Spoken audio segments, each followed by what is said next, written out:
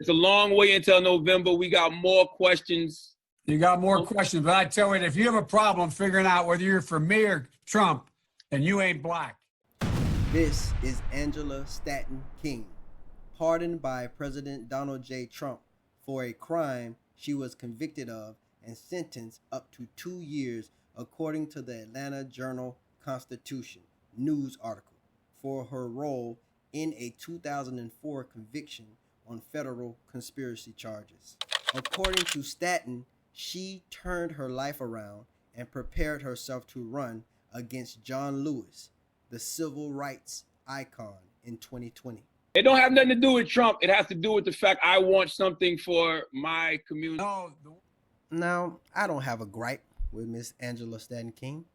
I'm pretty impressed with her waking up and leaving the plantation, like so many others tend to not be smart enough to do, or think you a fool for doing, or you must be a supporter of the other guy because of it. No, I'm just not a dummy. But so that's pretty smart of her.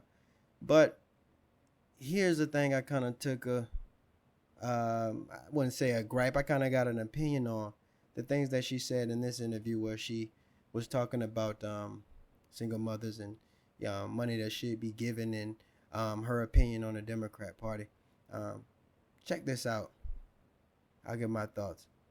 Stay tuned. They don't got abortion clinics at the border. They're telling us as American women, specifically black American women, we need to abort our children. I'm a mom of 7 and I'm 33. Okay. But if you coming across the border with your baby, oh, come to the land of milk and honey, the great land of opportunity. We'll take care of you. And by the way, what you all know, but most people don't know, unlike the African-American community, with notable exceptions, the Latino community is an incredibly diverse community with incredibly different attitudes about different things. You go to Florida, you find a very different attitude about immigration in certain places than you do when you're in Arizona. So it's a very different, a very diverse community. Well, well, well. So without thinking, they still did it. What? You see them all seeing our cameras and responding to that. All right, we're going to take a brief break. We will be back in just a couple of moments as our special coverage here continues with myself and Anderson.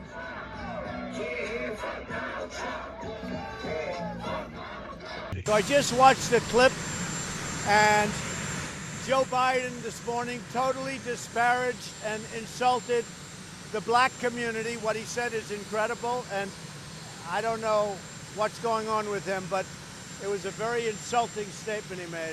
I got hairy legs that turn blonde in the sun, and the kids used to come up and reach in the pool and rub my leg down so it was straight, and then watch the hair come back up again. They'd look at it. So I learned about roaches. I learned about kids jumping on my lap, and I've loved kids jumping on my lap. Joe Biden even said, I'll give illegal immigrants coming across the border $400,000 apiece. Raise your right hand, ma'am. You swear affirm to the testimony that you get a court will be the truth. Whether the truth will help you.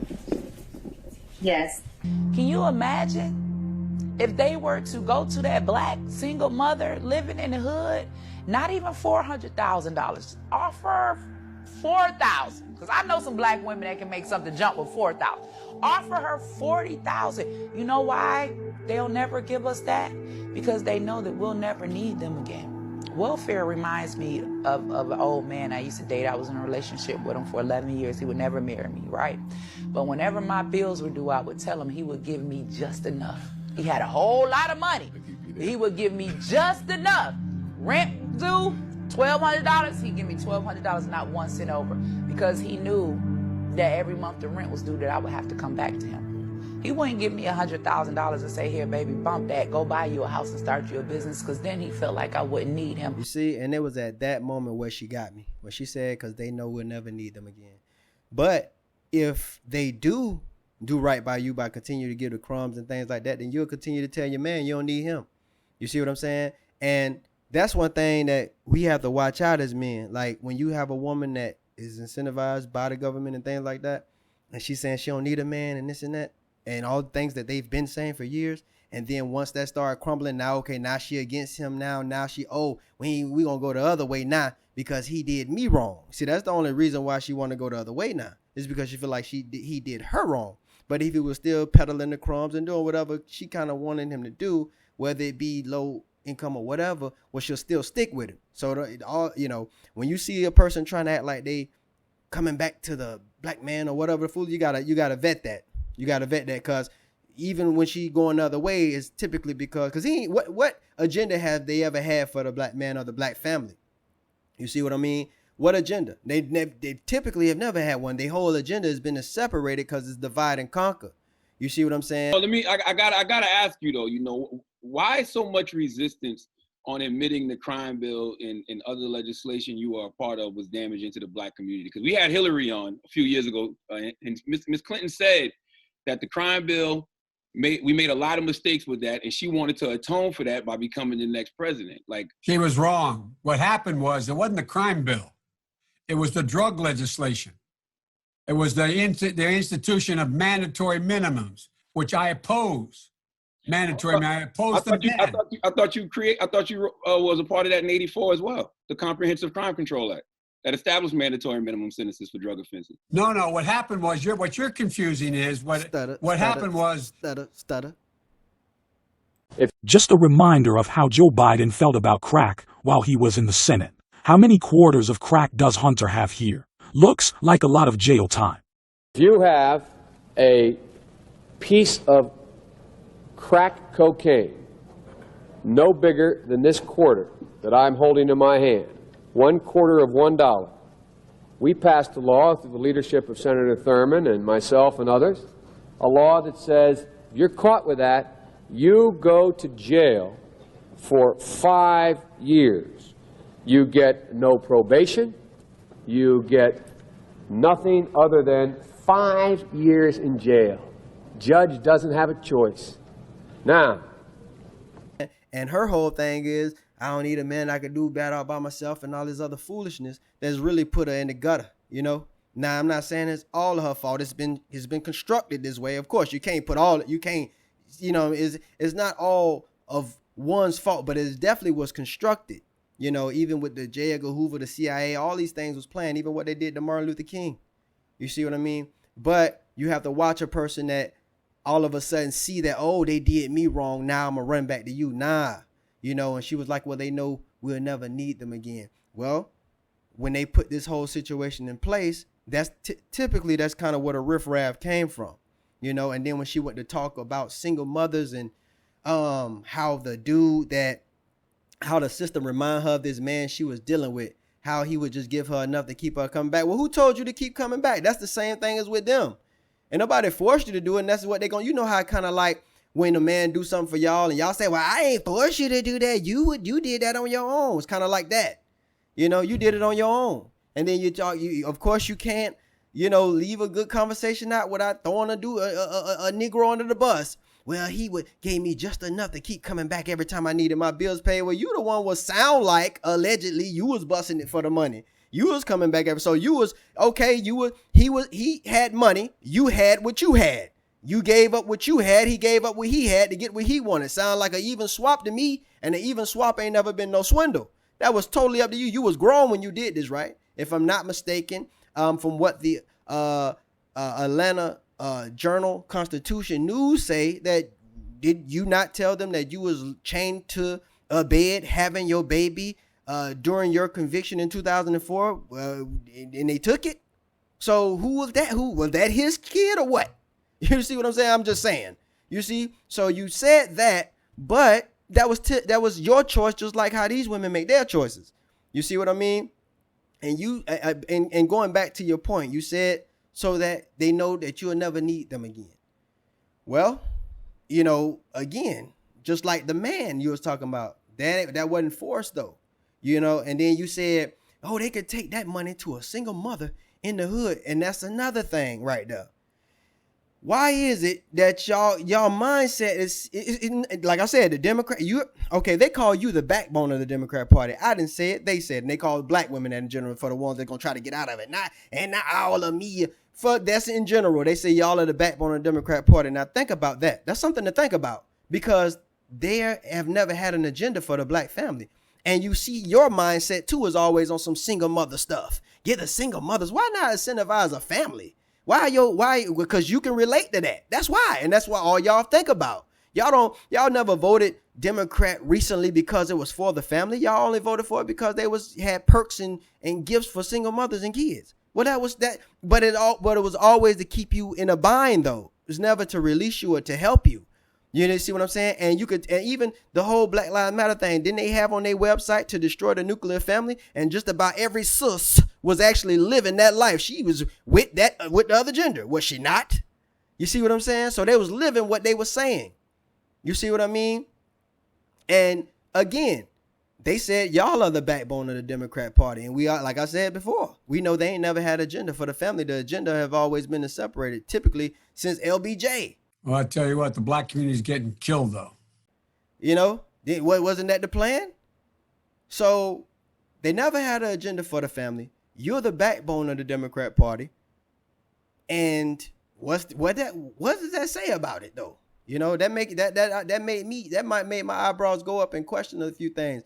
Because if you look at the state we in now with the divesting movement and the get a white man 101 and these niggas ain't this, and the story that Medium Man just did the other night was perfect. It was superb about that the Spike Lee movie during the part of Jungle Fever when the women were in the room talking about the black man and the darkest one talking about how he ain't no good and this and that. Y'all got to go check that out. I think I might throw in a piece of that in the video too, but y'all need to go check that out. Telling how they really feel. And it was back then, you know how they try to act like they stepped out and swirled every decade. You know, when 2025 hit, they gonna act like that's when they expanded their options. But this thing been going on a long time. I want to ask you about your running mate. I don't know if you saw. Well, I saw the day that a news report broke that Amy Klobuchar was being vetted, and a lot of people on social media, they're not too happy about that. And it's because they want your running mate to be a black woman. I don't know if you saw the op-ed in the Washington Post by some of the leading black women voices in this country. And they feel since black women are such a loyal voting bloc and black people saved your political life in the primaries this year, they have things they want from you. And one of them is a black woman running mate. What do you say to them? What I say to them is that I'm not acknowledging anybody who is being considered, but I guarantee you there are multiple black women being considered. Multiple. I'm just saying, when these people realize, okay, now, they not with us, or now they ain't doing for us, and try to run back and act like we supposed to be a family again, you better vet that. Because if that woman's coming back, she ain't coming back for love for you. She coming back because she see, okay, dang, he ain't got my back like I thought he did. And that's no different than a cheating, lying woman that done ran after a no good dude and left you for him, and then when he smashed her and sent her back to the streets, now she come knocking back on your door, you get that phone call. I'm pretty sure a lot of y'all fellas done got that. She done come calling you back now. Well, hey, what's up? You calling me for? You know what I mean? Now she wants you to save her. So it's one of those, you're going to have to vet that. But my whole thing with her and with that is you couldn't resist from throwing a Negro under the bus. With this remind me of a man that did me. Well, that was your choice. You know, you the one kept coming back, giving what you was given to get that money a month. Cause I'm pretty, even swap ain't never been no swindle. That's what it sound like. And I know he ain't paying no $1,200 just to see you again. You see what I'm saying? And that's $1,200 he just gave me. He could have gave me something for the car note too. Like, what the nerve of you? Like, you know what I mean? Yeah, even swap ain't never been no swindle. Whatever you was doing for the 12 a month, that's what it was. You see what I'm saying? So are you not to be looked at? Like, that's what I'm saying. You still supposed to be looked at in a godly light for what you was doing. In God's eyes, I'm pretty sure all of it was fornication or whatever it was, allegedly. But, so you just as dirty in that situation. If he didn't have the 12, guess what you wouldn't have did? You wouldn't have showed up. So should he get on here and talk about that? But anyway, that was my thoughts on that. She kind of lost me when she got there. But like I said, to all the sisters and so-called sisters that's waking up and, finally seeing it, for the first time, kudos to you, I guess. But if it's real, you better pick a side, because it's been this way with these people, and I don't really trust nothing. I ain't saying the other side or this side. I'm just saying, pay attention. Pay attention, man. And I've been saying it, but pay attention. But yeah, that was my take on that. I wanted you guys to, if you didn't pay attention to what she was saying, I got that when I was listening. And I was just like, okay, see, now you going off the rails with that foolishness, because if the guy is wrong that gave you the 20 that remind you gave you the money a month and remind you of the government, then what was your part in it? You also had a part in it too.